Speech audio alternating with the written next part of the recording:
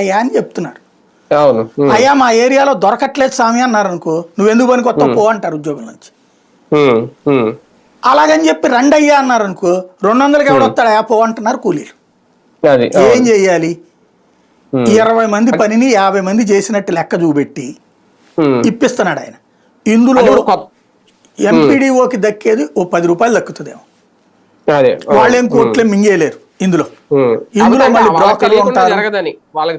అందరికీ తెలుసండి ఇది, రాజకీయ నాయకుడికి తెలుసు. ఇందులో పోని ఎమ్మెల్యే కూడా తిండు, ఎవ్వరు తినలేరు అక్కడ. తలకి అయితే గీతే ఒక 5 పైసలో 10 పైసలో మిగిల్చుకోవడం అంతే. ఇందులో విషయం వల్ల ఏంటంటే, వాస్తవంగా దేశంలో ఉపాధి హామీ తీసేస్తే పేదలందరూ తిరగబడతారు. అదొక రకంగా ఏంటంటే వాళ్ళకు ఒక భరోసా అయిపోయింది. ఇప్పుడు జగన్ ఇచ్చిన సంక్షేమ పథకాలతో జనం బతికేశారంటే కాదు, ఈ 15,000 వస్తున్నాయి కాబట్టి 15,000, 18,000, 20,000 దాన్ని అడ్డుపెట్టి బార్గెయిన్ చేశారు. దాన్ని అడ్డుపెట్టి నువ్వు నాకు జీతం పెంచుతావా లేదా, ఒక పని మనిషి అంత ముందు 2,000 రూపాయలు తీసుకునే అమ్మాయి 5,000 అడిగింది. ఏంటంటే నేను పని చేయను పో అంటోంది. ఇక్కడ వీళ్ళకి పని తప్పనిసరి కాబట్టి చేశారు. అట్లాగే ఉపాధి హామీ పథకం అనేటటువంటిది కూలీలకి ఒక